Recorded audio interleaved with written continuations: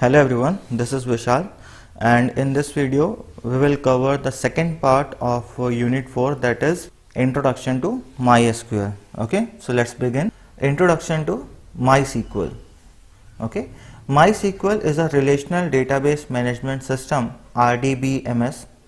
It is pronounced as MySQL. MySQL was originally founded and developed in Sweden by three persons. They are David Exmark, Alan Larson and Michael Widnews, who had worked together since 1980s and developed a powerful database management system software or language, that is MySQL. Let's move to the next one. Characteristic of MySQL. Here we are going to see why this database software is so popular.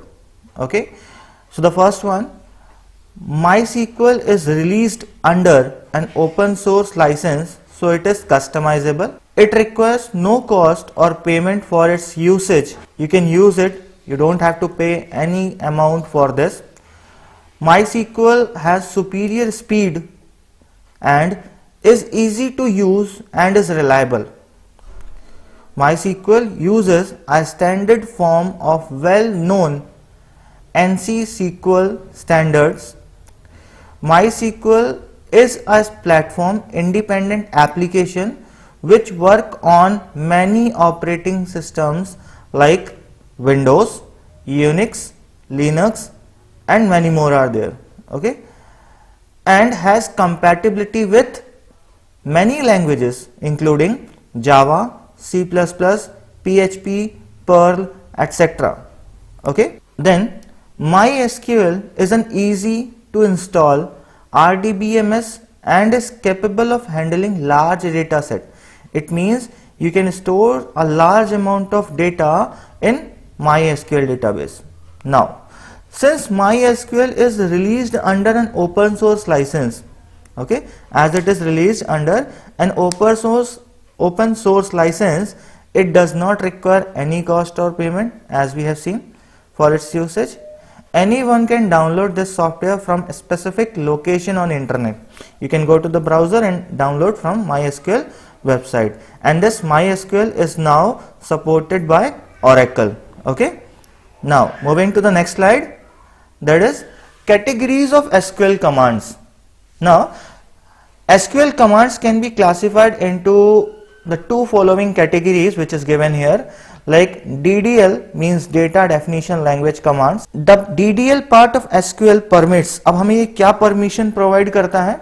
To create tables or delete tables. Okay, the DDL part of SQL permit database tables to be created or deleted. ये हमें क्या permission देता है कि हम database में tables को create कर सकते हैं और delete कर सकते हैं. It also defines indices keys, specifies link between tables and imposes constant on tables. It means we can impose constant in a table. Now what are constant? Like primary key, unique, okay, not null. These are some of the constant which we are going to use in our database. Example of DDL commands in SQL are, the first one is create database. This command is used to create a new database. Then after creating a database, we can create a table. So there is a command that is create table to create a new table, and sometime it is needed to alter the table. Alter the table means modify the table. Okay, and drop table means to delete a table. If there is no use of the table which is created by you, so you can use the drop table command to delete the table. Now moving to the next command or the next category, that is DML command means the data manipulation language commands. Okay, the query and update command, listen it carefully, the query and update commands form the DML part of SQL. Okay, जो भी आपकी query और जो भी update commands होते हैं वो मिलकर क्या बनाते हैं, आपका DML part बनाते हैं SQL का. Okay, data manipulation language. Now some example of DML commands are, now what are the examples of DML command? They are select, update, delete and insert into. Now what they mean? Select means to extract data from a table. It means you have created a table in a database. Now if you want to extract some amount of data from that table, so you can use select a command and you can extract the data from that particular table. After that you are having update the data in a table. Okay, update command updates the data in a table. Then delete, this command is used to delete data from a table. Okay, deleting, if you want to delete any data from a table, any row or column or anything, so you can use this delete command. After that, if you need to insert any entry in the already existing table, so you can use this insert into command to insert a new data into a table. Let's move to the next topic, MySQL data types. Let's read this. Before we learn about making a table in a database, there is one thing we need to understand first, that is data types. कि हमें क्या पढ़ना होगा पहले कि data types होते क्या हैं. Now what is the work of data type in a table? Data type indicate the type of data that you are storing in a given table column. Suppose we are having any table and there is a column named contact.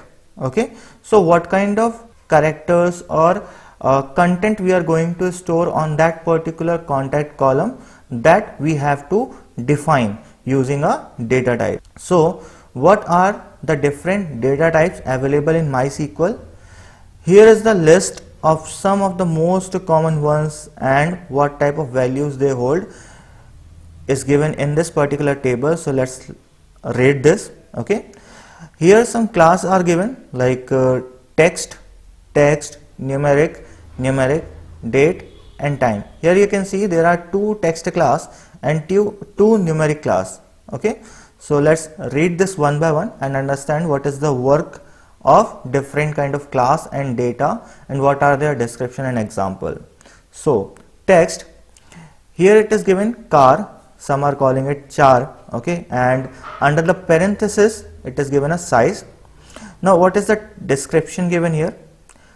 A fixed length string from 1 to 255 characters in length, right padded with space to the specified length. When stored, values must be enclosed in single quotes or double quotes. As you can see in this example, maths is a string and text is also a string. These are characters. Char or car means characters. These are characters which are stored and it is stored using a double quotes or single quotes. Okay, now the next class is again text, but here is different thing is given, varchar or varchar, some are calling it. It means variable characters. Okay, now you can define the size also in this. Let's read the description. A variable length. Okay, as I told you, variable character. So it is given here, a variable length string from 1 to 255 character in length, that is varchar 25 as an example is given here. Values must be enclosed in single quotes or double quotes and it is described here as 25 characters you can store on that particular given place, and it is also enclosed with single or double quotes when we are writing in MySQL. Now what is the difference between char and varchar? So it is of fixed length. It means if you have allocated any place, like you have given any character and you have specified the size, that is 10, but a user is going to store only 5 characters over there, but then also this data type, that is char or character, is going to take all that space which is given.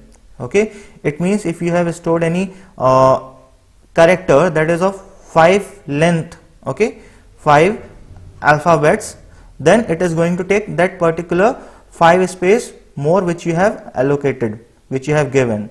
Now in this varchar and variable characters, as you have allocated the size like this one, varchar 25, and you have given that 25, as suppose you have given a column for address and you have assigned that a person or a user can only enter the address of 25 length, okay, not more than that.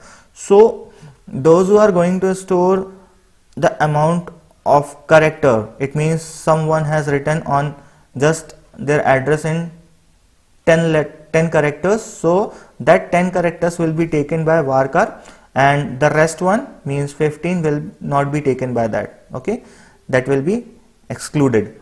Now it means char take more space than varchar. Okay, char means character takes, this data type char takes more size than varchar. Now coming to the next one, that is numeric, and its data type is decimal. Okay, numeric class or numeric values, and its data type is decimal. You can define the size and the decimal point values if you are having like 17.32 as it is given in the example, and 345. Let's read the description which is given here.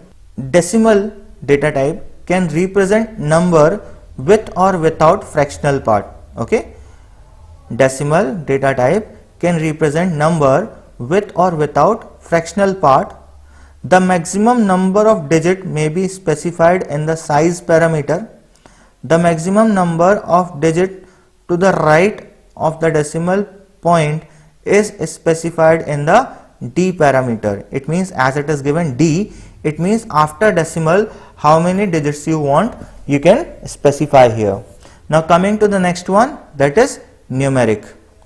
Again we got the numeric class, but the data type is different, that is int for integer.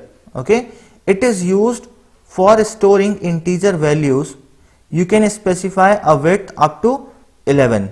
Okay, and the example is given, that is 0.76. Now date and time, as it is given, the same class and the same data type. Now date, it represents the date including day, month or year in, and the example is given. You have to enclose it with single quotes, and it is going to show the date in the format which is given in this example, that is 2009, year, month and date. Now coming to the next one, time class, and the data type is same, that is time. It represent time format in hours, minutes and seconds, and as you can see the example which is given here, and you have to enclose it with single quotes. Now the thing which is important to remember is that date, time, char and varchar are stored in quotations. Okay, you have to use the single quotes and double quotes for char and varchar, and for date and time you have to use a single quotes while writing in MySQL, but not for decimal or integer. You don't have to use any single quotes or double quotes for decimal data types or integer data types. I hope this is clear. What is the work of data type?